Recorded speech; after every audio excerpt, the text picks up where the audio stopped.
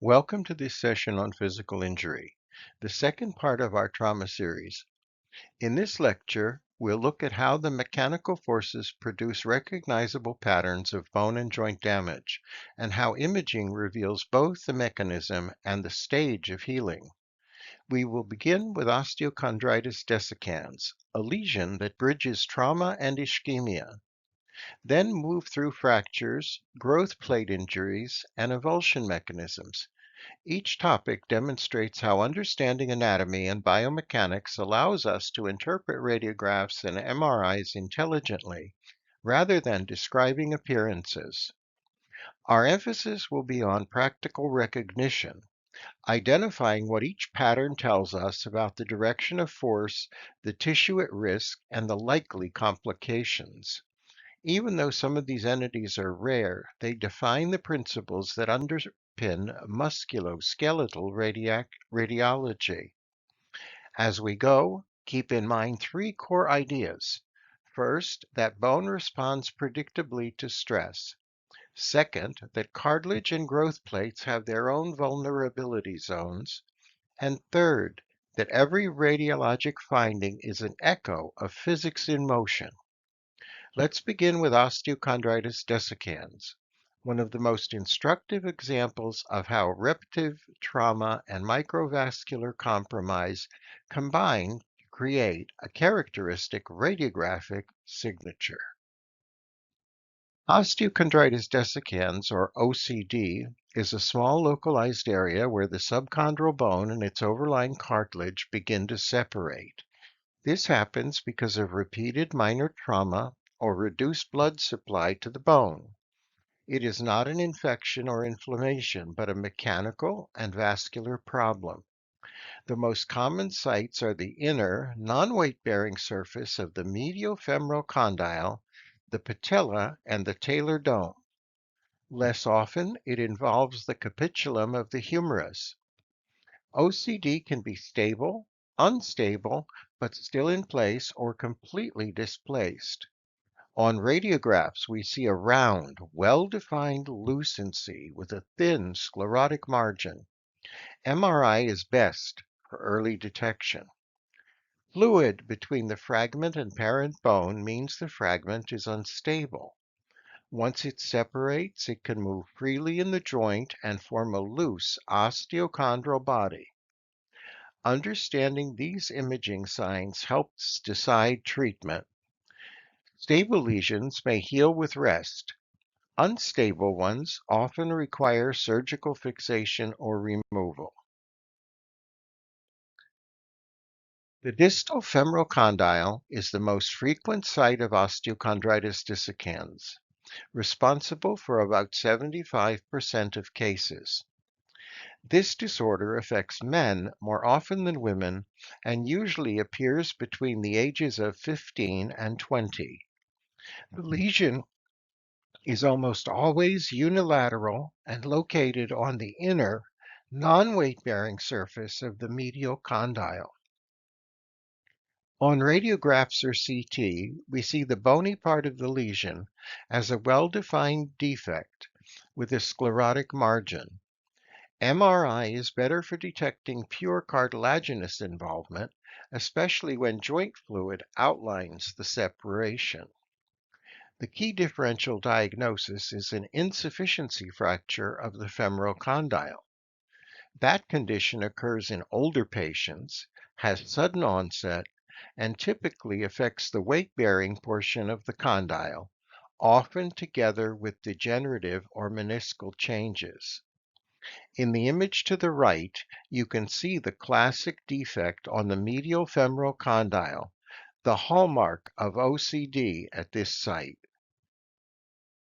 The most frequent site for osteochondritis dissecans is the condylar surface of the distal femur, which accounts for about 75% of all cases. It affects men more often than women and is typically seen in teenagers and young adults between 15 and 20 years of age. Most lesions occur on only one side rather than both.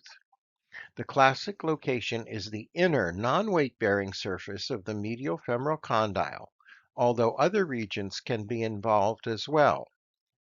The bony portion of the lesion is usually visible on plain radiographs or on CT as a well-defined defect, but purely cartilaginous lesions are better shown on high-resolution MRI, especially when joint fluid outlines the area or after arthrography.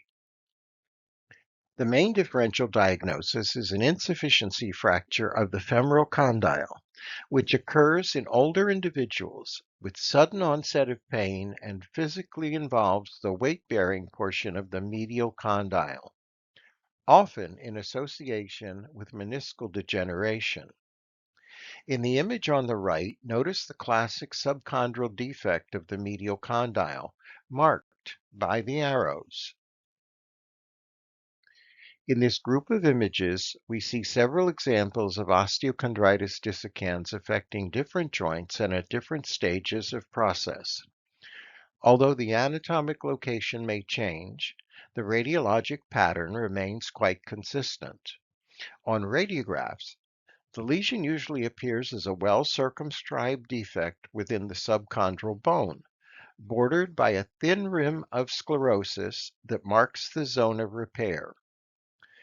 The surface may appear slightly irregular if partial healing or fragmentation has begun. On MRI, we can evaluate both the cartilage and the subchondral bone. The fragment itself is typically low in signal intensity, and surrounding marrow edema is common. When fluid tracks between the fragment and the parent bone, the lesion is unstable and at risk for detachment. Once separated, the fragment may migrate into the joint, forming an osteochondral loose body.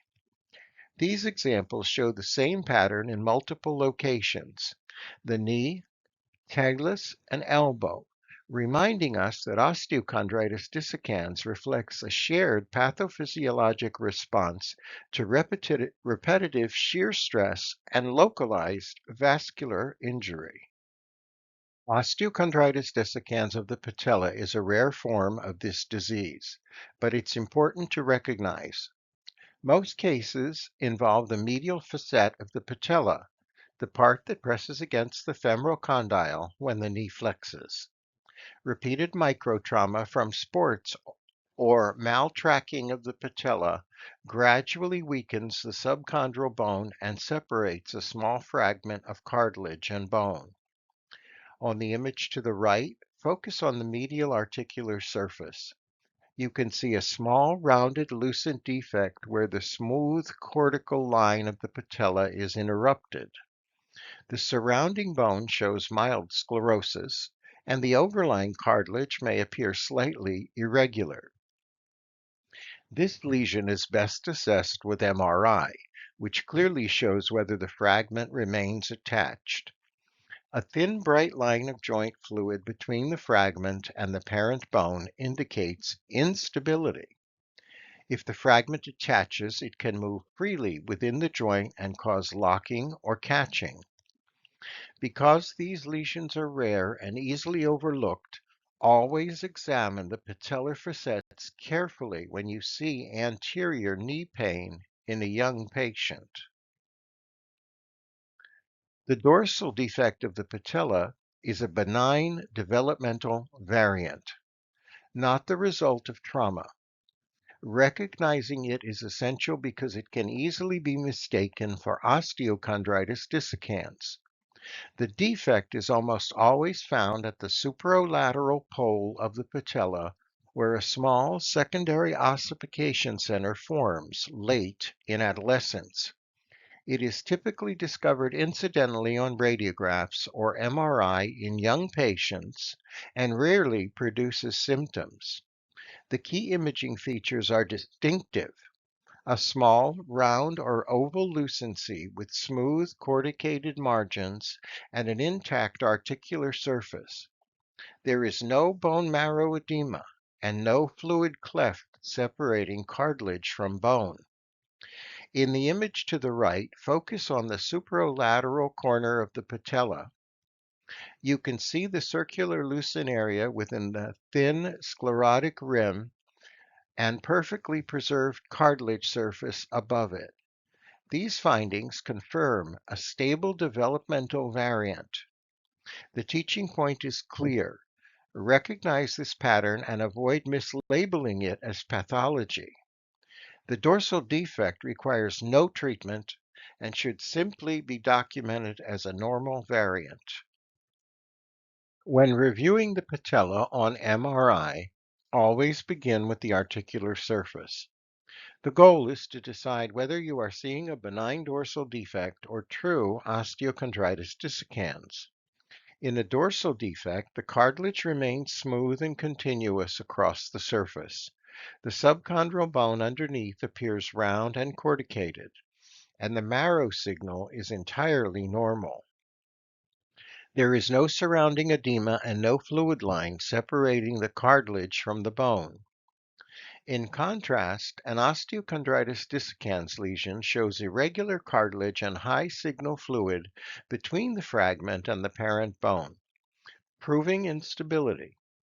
Bone marrow edema is usually visible, and sometimes you can see partial detachment of the fragment itself. Look closely at the image shown here. The cartilage over the defect is unbroken. The cortical outline is smooth, and the underlying marrow is uniform in signal intensity. This is the classic MR appearance of a benign dorsal defect, not osteochondritis dissecans. When teaching this, emphasize that the difference lies not in the shape of the defect, but in the presence or absence of edema and cartilage disruption. Osteochondritis dissecans can occur in the talar dome, a classic site to test one's understanding of joint mechanics. These lesions form when the talus contacts the tibial plafond during inversion or dorsiflexion injuries. Two main locations are important: posteromedial and anterolateral. Posteromedial lesions are usually chronic, related to repetitive inversion and compression forces, and tend to be deep and well circumscribed. Anterolateral lesions are typically acute, caused by shear forces during dorsiflexion, and are more superficial and irregular. On radiographs, these may appear as subtle lucencies or small defects on the dome of the talus. CT helps define the shape and extent of the subchondral crater, while MRI best evaluates cartilage damage, marrow edema, and the presence of a fluid cleft, signs that the fragment is unstable. In the image on the right, focus on the articular surface of the talar dome. Notice how the defect interrupts the normally smooth contour. The sclerotic rim and the thin fluid line between the fragment and parent bone show that the lesion is unstable.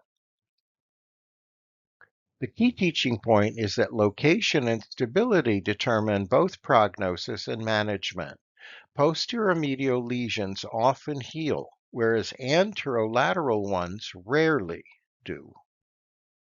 Osteochondritis dissecans of the capitulum of the humerus is another classic site, and one that radiology residents often miss. It usually develops in adolescent athletes who perform repetitive overhead or weight-bearing activities such as baseball pitching, gymnastics, or throwing events. The repeated valgus stress and compressive forces across the radiocapitellar joint gradually injure the subchondral bone. Clinically, these patients present with lateral elbow pain, swelling, or a catching sensation, and sometimes reduced extension. The radiograph may reveal a small subchondral lucency or an irregular outline of the capitulum. On MRI, we can see bone marrow edema, cartilage separation, and occasionally a loose osteochondral fragment in the joint. In the image on the right, observe the capitulum closely. The smooth curvature of the articular surface is disrupted by a shallow defect with a sclerotic margin. The overlying cartilage appears irregular, and there may be fluid separating the fragment from the parent bone, features that confirm an unstable osteochondritis dissecans lesion. The teaching point? In a young athlete with lateral elbow pain, always check the capitulum carefully. Early detection can prevent progression to chronic instability and degenerative change. On the left, anterior-posterior radiograph in a Little League picture shows a rounded lucency at the central capitulum indicated by the arrow. The right lesion, corresponding T1 weighted MR image, shows the lesion well, indicated by the small white asterisk, although the overlying cartilage is not well assessed on this sequence. The shafts of long tubular bones, the humerus, radius, ulna, femur, tibia, and fibula, can fracture in predictable ways that depend on the type and direction of force. For residents, it is essential to understand how to read the line of the fracture and what that line says about the mechanism of injury. Begin by looking at the orientation of the fracture line in relation to the long axis of the bone.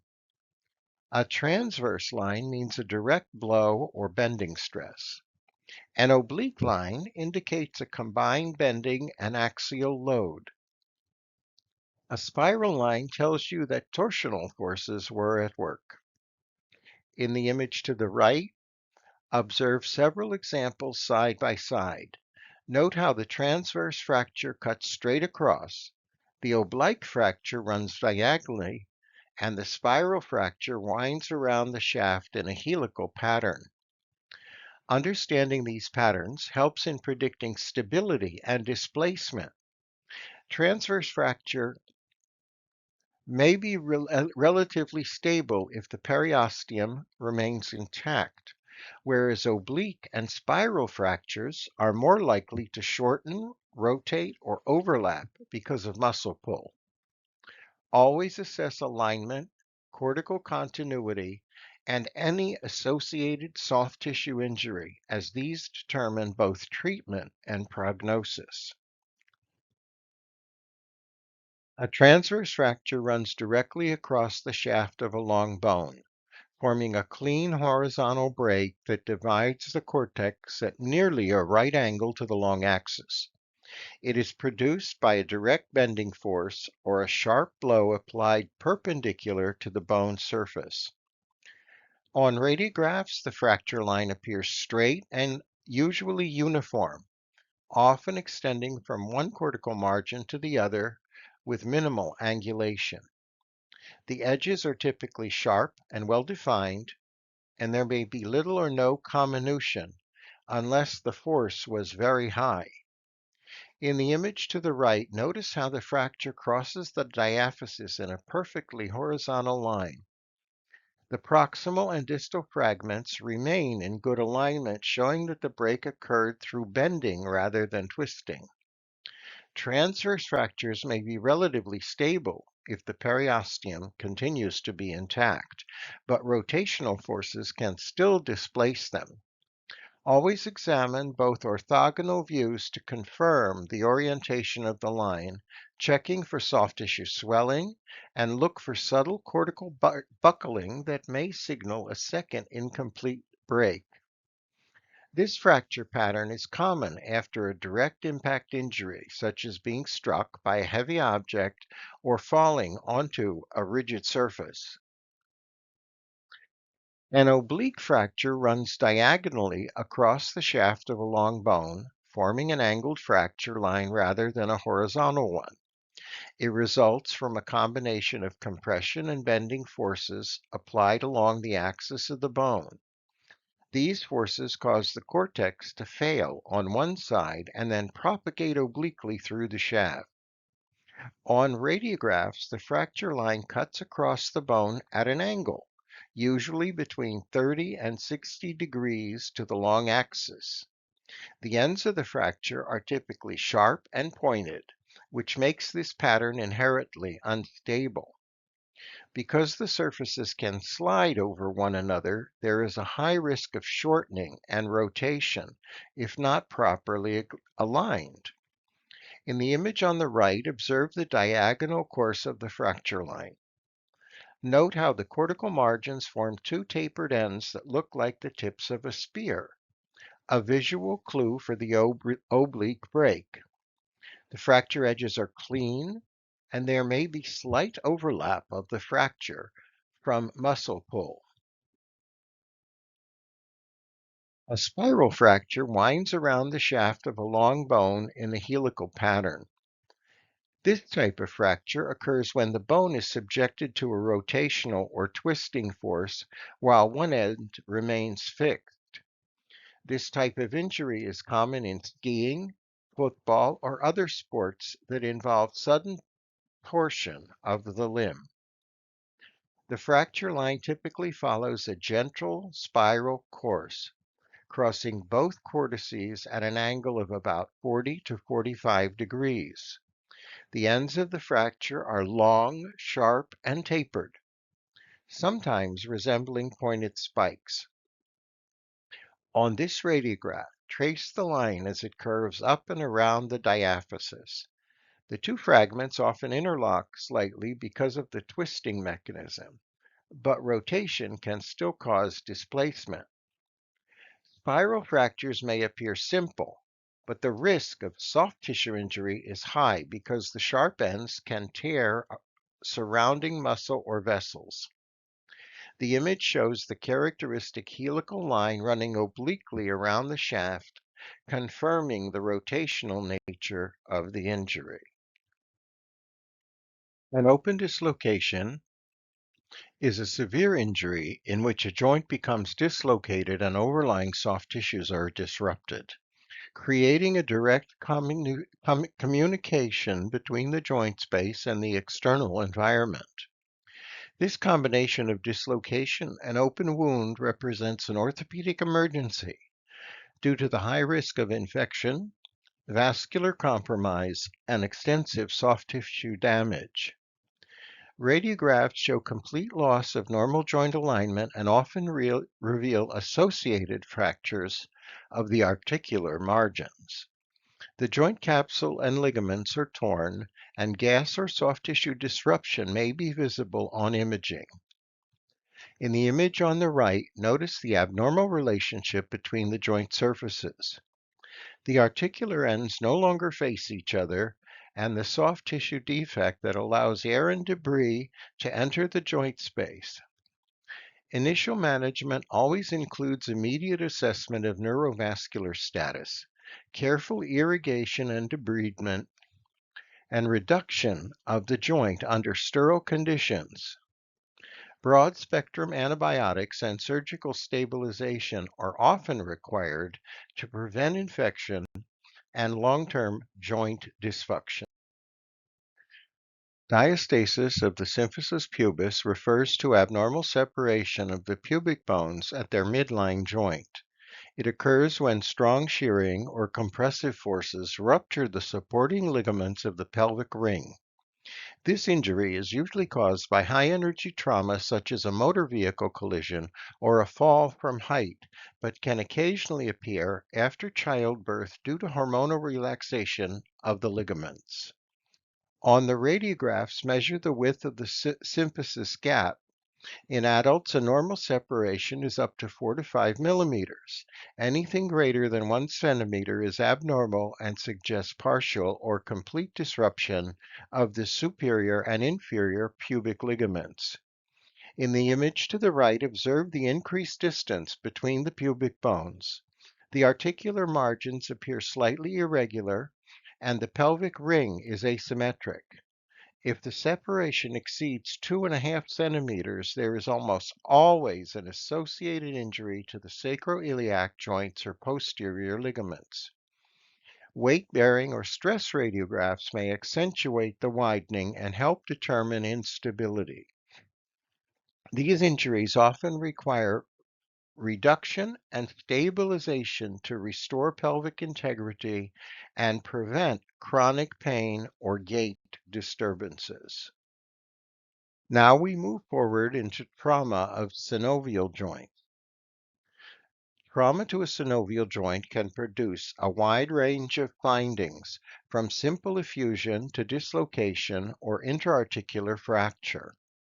The initial injury often damages the capsule and synovium, allowing blood or fluid to collect within the joint space. On radiographs, the first sign may be subtle joint space widening, displacement of fat pads, or loss of the normal parallel contour of the articular surfaces. The adjacent bone may show cortical irregularity or impaction at the margins. When plain films are inconclusive, CT can define cortical fractures, while MRI demonstrates associated bone marrow edema, cartilage injury, and ligamentous disruption.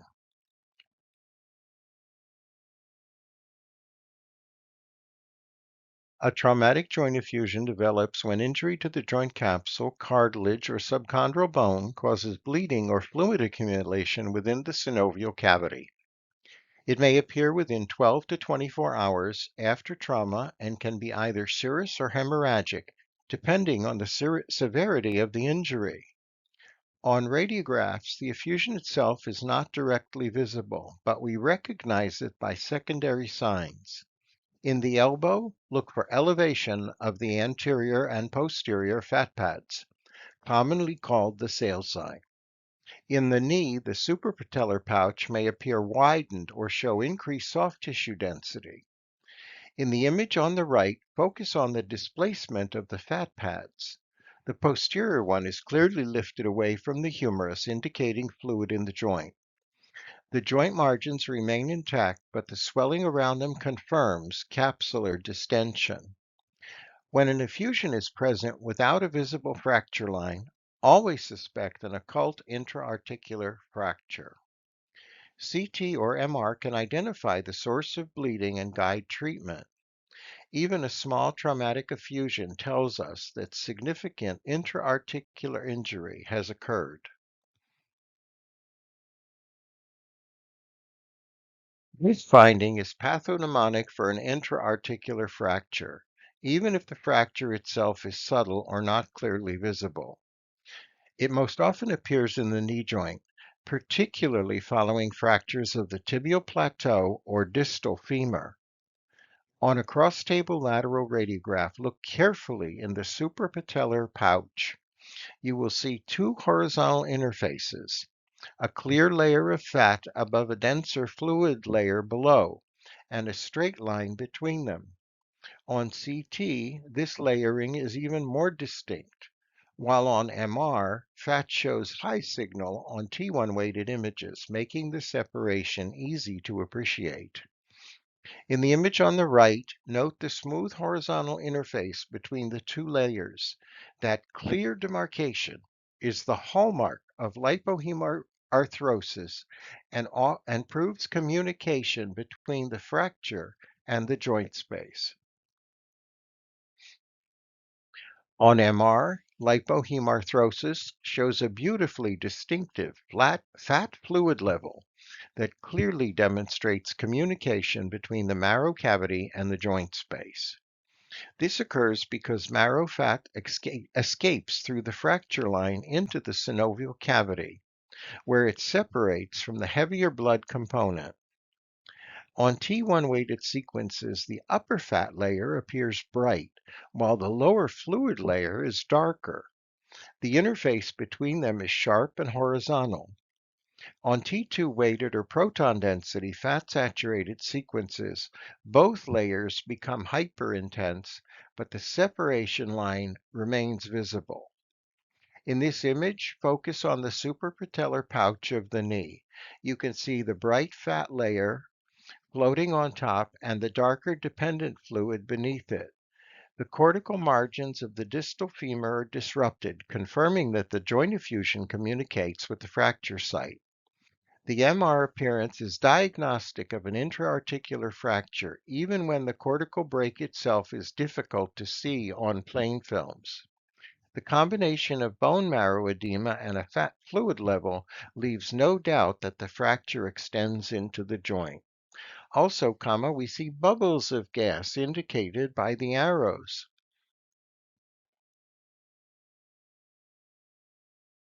Moving on, a limbus bone is a small, well-corticated ossicle that forms along the anterior superior or antero-inferior margin of a vertebral body.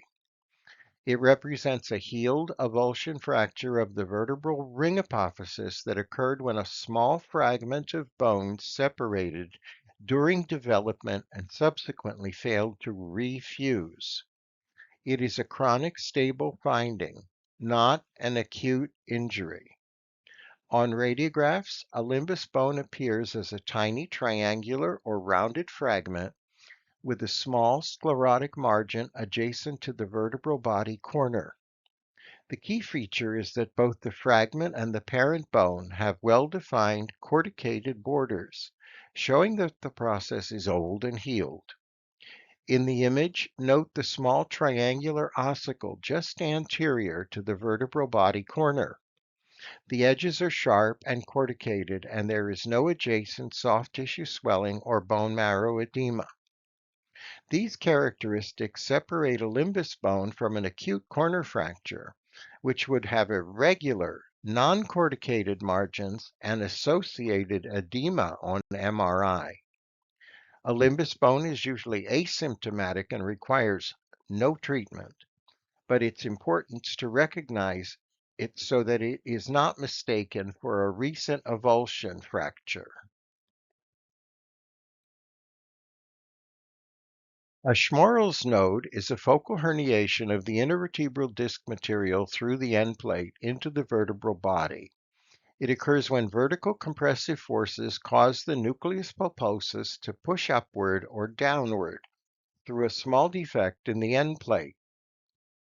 The result is a localized indentation or pit in the adjacent vertebral body.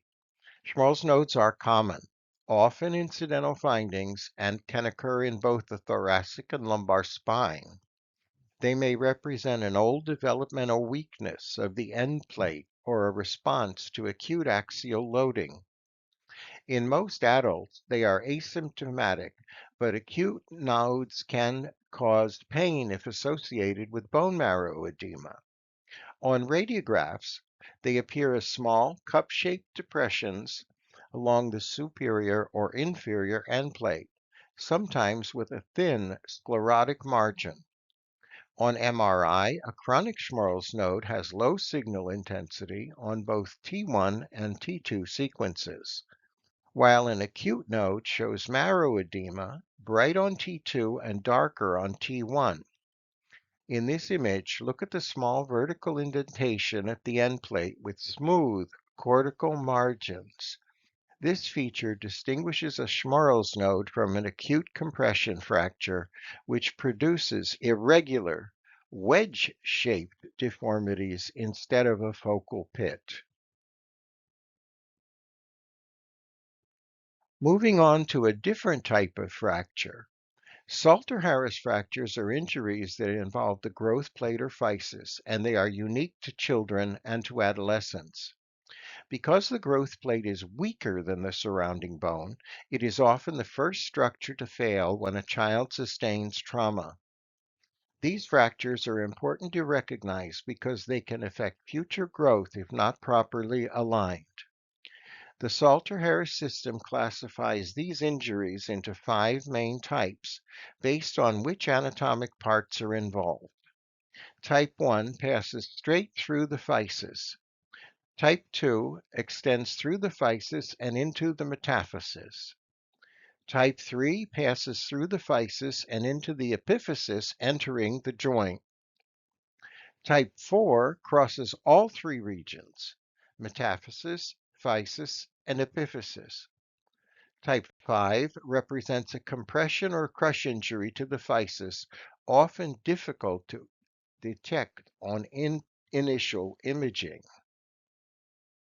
This slide illustrates the 5 classic Salter-Harris fracture patterns that define growth plate injury classification. Each type is identified by the path of the fracture line through the metaphysis, physis, or epiphysis. Type 1 passes straight across the physis, separating the epiphysis from the metaphysis without involving bone on either side. The physis appears widened or irregular, and the epiphysis may be displaced. Type 2 is the most common fracture pattern. The fracture crosses the physis and exits through the metaphysis, creating a small triangular metaphyseal fracture called the Thurston-Holland sign. Type 3 travels through the physis and the epiphysis, extending into the joint space.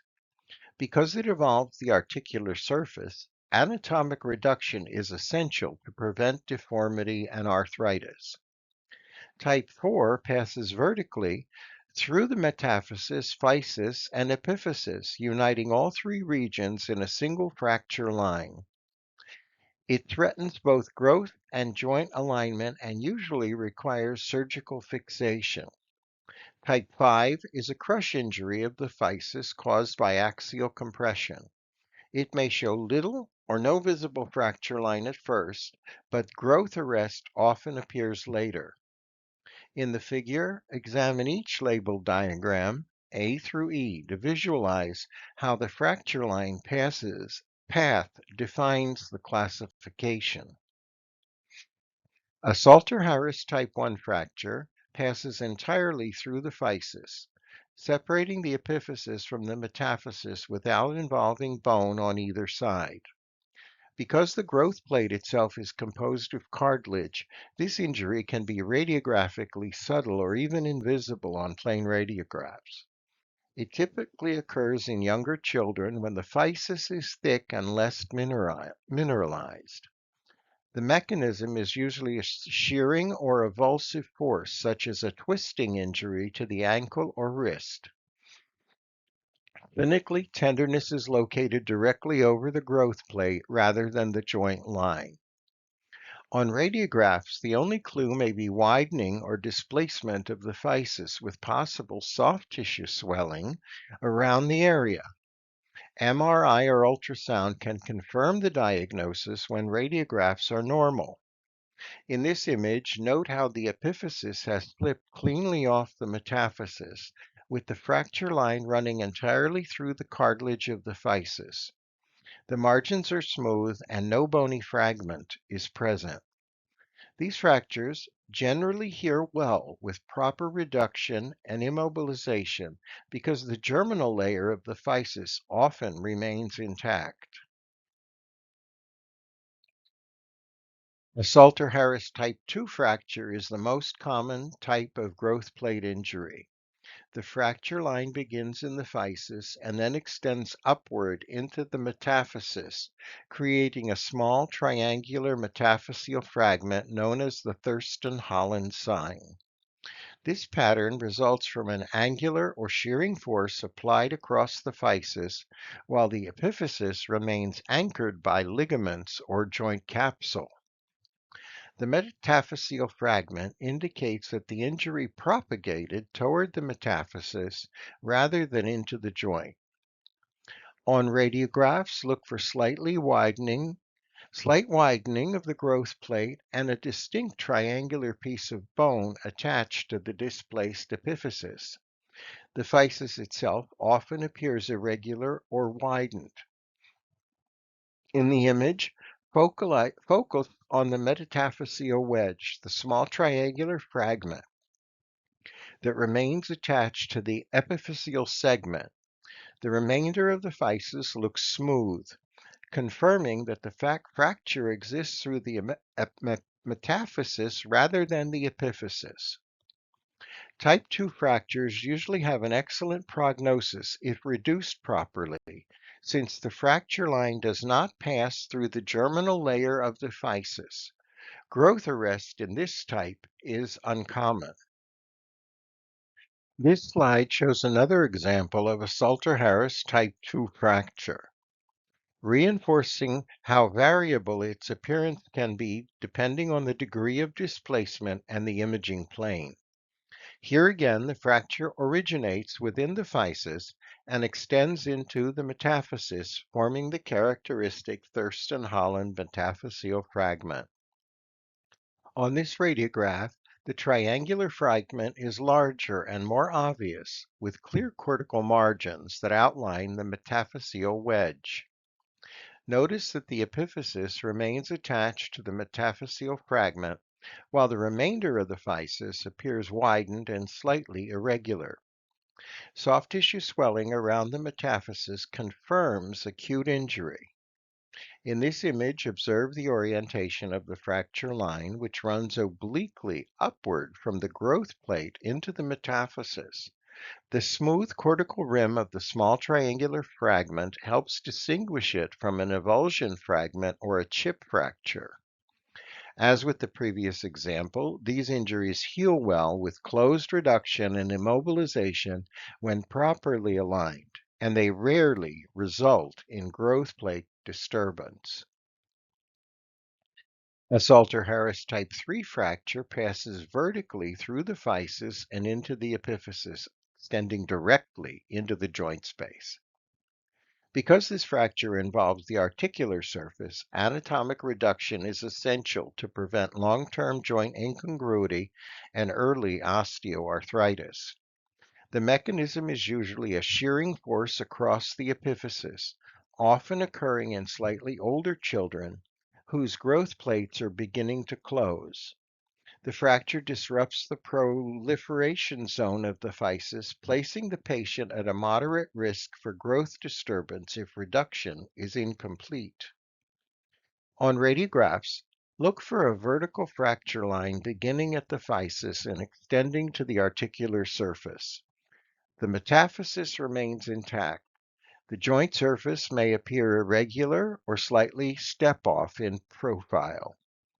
In the image, we see focus on the epiphyseal fragment that remains attached to the joint surface. The fracture line is clear, running straight upward through the physis and entering the joint space.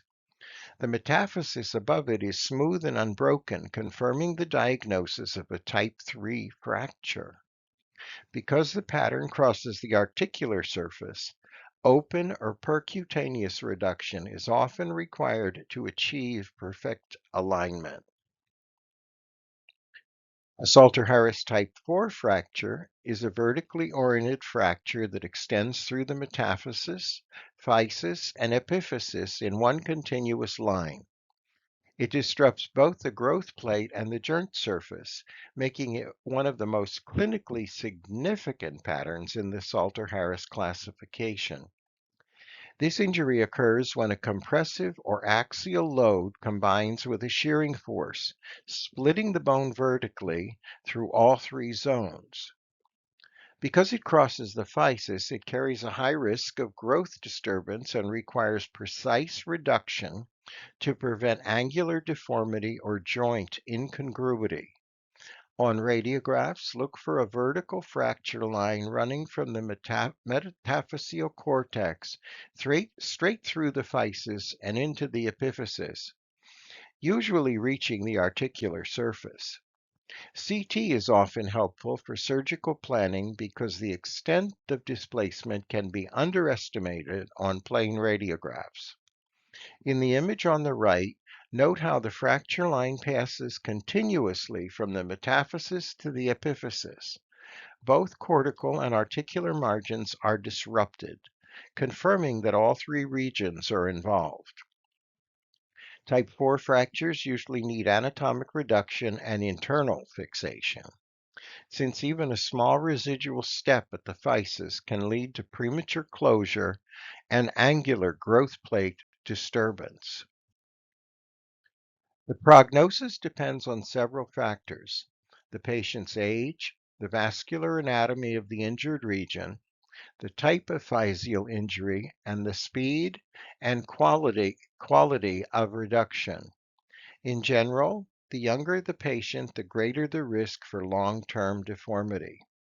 Types 1, 2, and 3 Salter-Harris fractures usually have a good prognosis.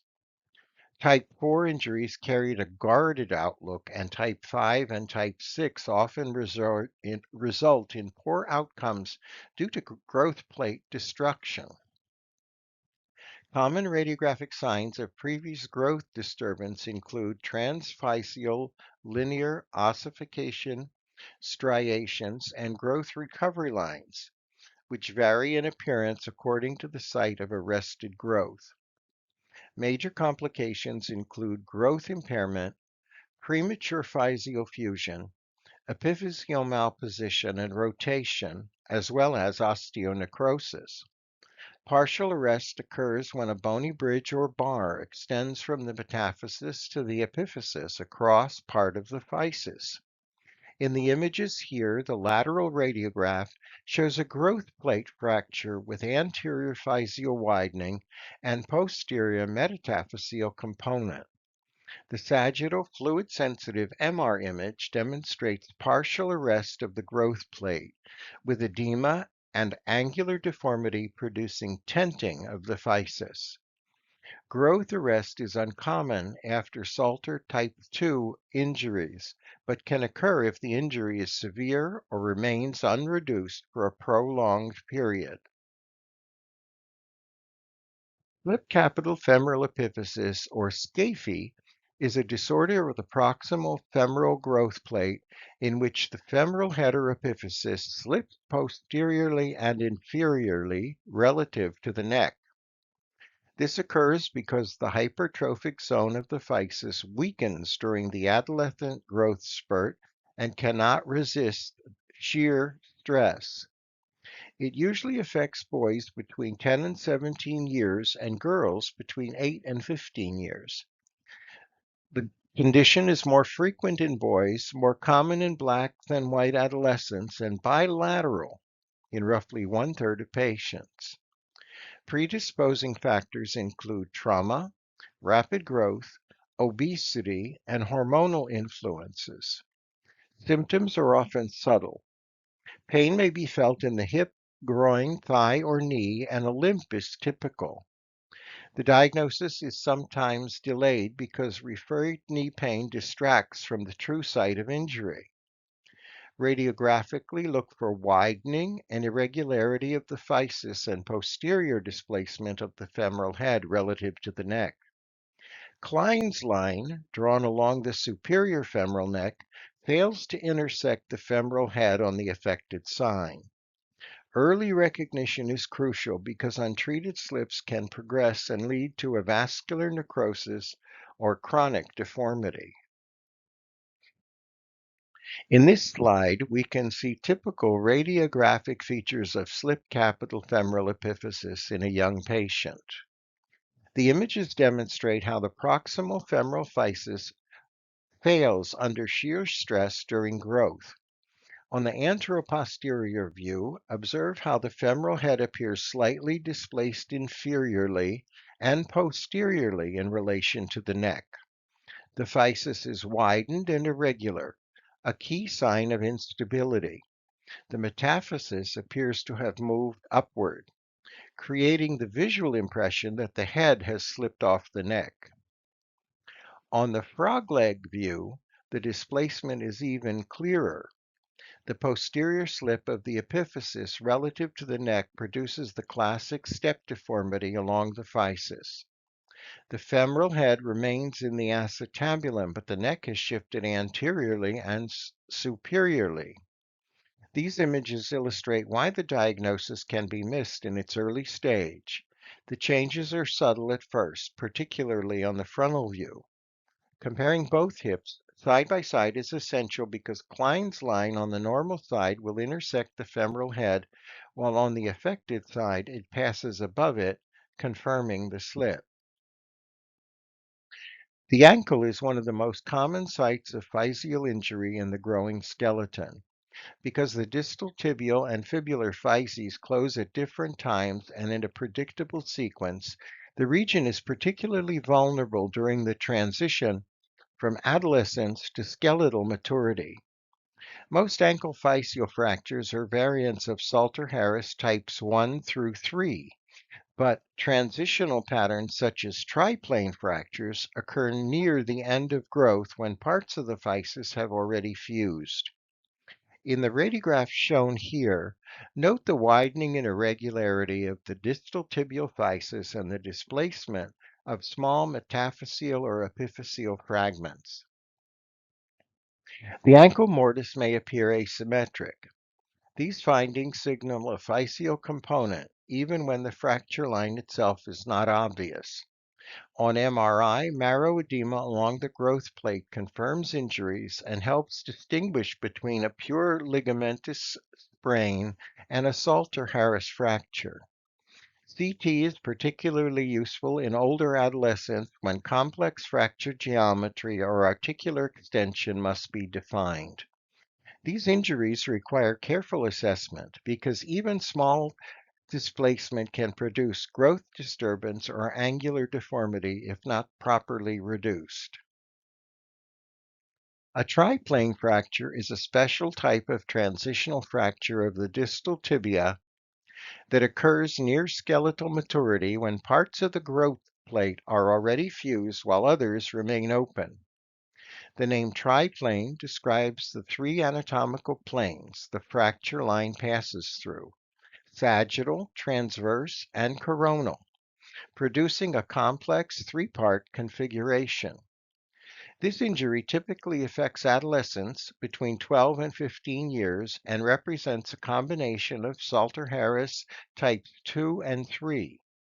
It is usually caused by torsional or rotational forces applied to the ankle during sports or during falls. On anterior-posterior radiographs, the fracture may appear subtle, often resembling a Salter-Harris type 3 injury. The lateral view or CT scan, however, reveals its true complexity, showing separation of the epiphysis in one plane and a metaphyseal component in another. In the image shown, observe how the fracture line runs vertically through the epiphysis, transversely through the physis, and obliquely into the metaphysis, three distinct orientations visible together. The result is a multi-fragmented distal tibial fracture that extends into the joint surface. A CT imaging is essential for assessing fragment displacement and articular congruity, both of which determine the need for surgical fixation. The appearance and fusion of ossification centers in the pediatric elbow follow a predictable course, summarized by the mnemonic Kreitol. Understanding this sequence is essential when assessing elbow injuries, since misinterpretation a normal ossification center as a fracture fragment is one of the most common diagnostic errors in pediatric radiology.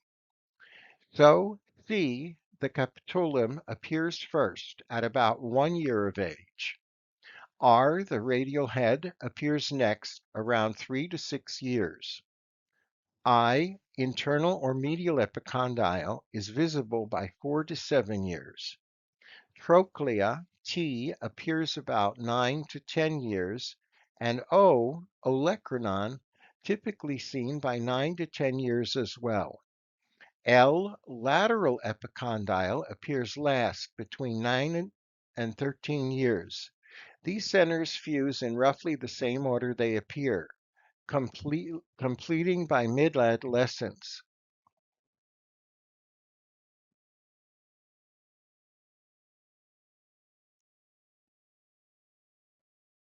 The elbow is a complex region where multiple ossification centers appear and fuse in a specific sequence during childhood. Because these centers are partially cartilaginous and radiographically subtle, growth plate injuries in the elbow can be easily missed or misinterpreted. The key to understanding pediatric elbow trauma is familiarity with the order and timing of ossification and the appearance of each center. The most frequent physeal injuries here are supracondylar fractures and lateral condylar fractures, but injuries may occur through the olecranon, radial head, or medial epicondyle. In this slide, focus on the alignment and spacing of the ossification centers. Disruption of their normal relationships or asymmetry between sides indicates growth plate injury. The presence of fat pad elevation visible at the anterior and posterior sail signs, also points to joint effusion and probable interarticular fracture. Because the elbow physis is thin and irregular in young children, even minor trauma can lead to particular separation or displacement. When radiographs are inconclusive, MRI or ultrasound can clarify the extent of physeal involvement. A systemic approach, checking alignment, ossification centers, and fat pads, prevents underdiagnosis of subtle elbow injuries in children.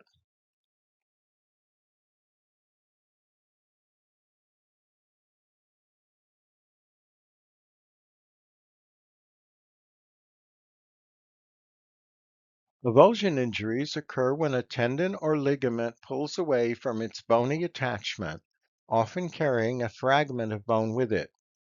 These injuries are particularly common in adolescence because the apophyses and secondary ossification centers are weaker than the surrounding tendons and ligaments during growth.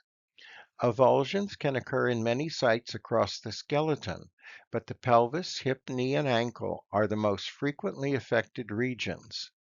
The mechanism usually involves sudden forceful contraction of a muscle against resistance, such as seen in sprinting, kicking, or jumping.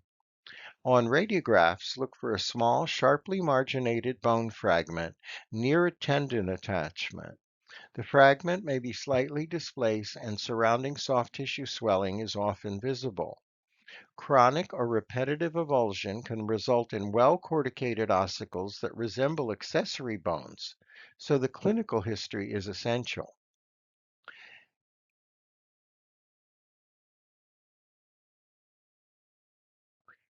Cruciate ligament avulsion refers to separation of the bone fragment at the point where the cruciate ligament attaches, most often involving the tibial spine for the anterior cruciate or the posterior tibial surface for the posterior cruciate ligament. These injuries are seen most commonly in children and in adolescents in whom the ligament is stronger than the incompletely ossified bone to which it attaches. The mechanism is usually a hyperextension or twisting injury that generates high tensile strength at the ligament's bone insertion. Instead of the ligament tearing, the bone fragment at its attachment site is pulled off. On radiographs, a small bony fragment may be visible just above the tibial plateau, often within the intercondylar notch. The fragment's position corresponds to the attachment site of the cruciate ligament. CT can delineate the fragment and help plan fixation, while MRI demonstrates associated bone marrow edema, joint effusion, and ligament integrity. In the image, note the tiny triangular fragment lifted from the tibial spine, still connected to the intact ACL. The adjacent marrow signal abnormality and joint effusion confirm an acute avulsion rather than an old ossicle. An avulsion of the anterior inferior iliac spine, or AIIS, occurs when the direct head of the rectus femoris muscle forcibly contracts and pulls off its bony attachment. This injury typically affects adolescent athletes, especially those involved in kicking sports, sprinting, or soccer, where powerful hip flexion combines with knee extension. The mechanism is a sudden eccentric contraction of the rectus femoris, producing a tensile force that separates the apophysis fragment from the AIIS. Patients present with acute groin or anterior thigh pain, localized tenderness, and difficulty extending the hip or flexing the knee. On radiographs, the AISS avulsion appears as a small, sharply marginated fragment just inferior to the anterior inferior iliac spine, sometimes with mild inferior displacement. Chronic or healed avulsions may show a well-corticated fragment fused by fibrous tissue. In the image on the right, observe the small cortical fragment displaced downward from the anterior inferior iliac spine. The donor site shows irregularity and soft tissue swelling. Recognition of this pattern is important because the AIIS is often mistaken for a nearby anterior superior iliac spine or for an accessory ossification center. Treatment is typically conservative, with rest and gradual return to activity.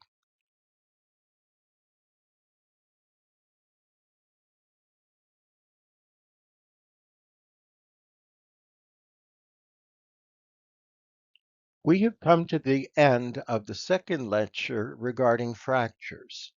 Many fracture types and situations have been covered in the previous two lectures. We have provided examples of different types of fractures and situations in which they occur. We have discussed in general numerous common fractures. In the next lecture, Physical Injury of the Upper Extremity, we will discuss specific upper extremity fractures and their evaluation using conventional radiography. The range of mobility in the upper extremities, particularly the shoulder and the wrist, makes them very vulnerable to several instability patterns that we will discuss in the lecture. Injuries about the elbow are often associated with the joint effusion elevating the interarticular fat pads. The reliability of this will be explained. In complex anatomy, such as seen in the wrist and elbow, computed tomography and magnetic resonance imaging play an increasingly important role in the diagnosis and classification of acute injuries in these locations and can help to detect delayed complications such as non-union and osteonecrosis. The remaining lectures about physical injury will provide additional information to build on the information in the first two lectures. Thank you very much for your attention.